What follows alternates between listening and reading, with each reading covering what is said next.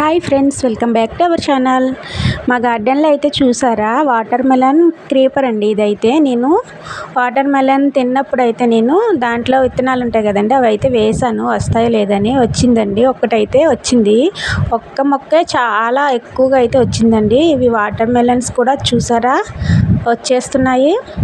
ఒకటైతే ఒక సర్ప్రైజింగ్గా ఉందండి. ఒకటైతే మాకు ఇంకా దీనికంటే పెద్దగా అయితే ఒక కాయ అయితే వచ్చిందండి. అది చూపిస్తాను మీకు. చాలా పెద్దగా అయితే వచ్చింది.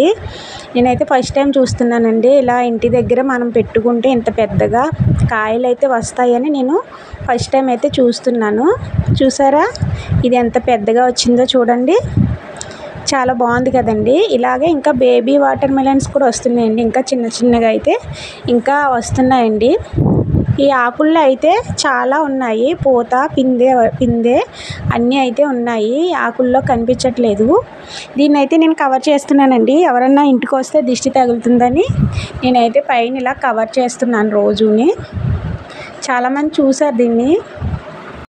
ఈ క్రీపర్ అయితే చాలా వరకు అయితే స్ప్రెడ్ అయిపోయిందండి. మొత్తం అయితే ప్లేస్ ఆక్రమించేసింది ఇదే. కానీ కాయలు అయితే చాలా వస్తున్నాయి. ఇదైతే వర్షానికి అయితే నేను చూడలేదండి. మొత్తం పాడైపోయింది చూడండి. ఒకటైతే వచ్చి పోయింది.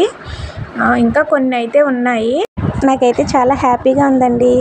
ఈ క్రీపర్కి ఇంత పెద్ద వాటర్ మెలన్ వస్తుందని నేను అనుకోలేదు. అయినా మన క్లైమేట్కి ఇంత పెద్దగా రాదన్నారండి చాలామంది. మన ఏరియాలో అయితే ఇవి అంత పెద్దగా ఎదగవు అన్నారు. చూసారా కానీ అంత పెద్ద వాటర్ మెలన్ వచ్చిందో.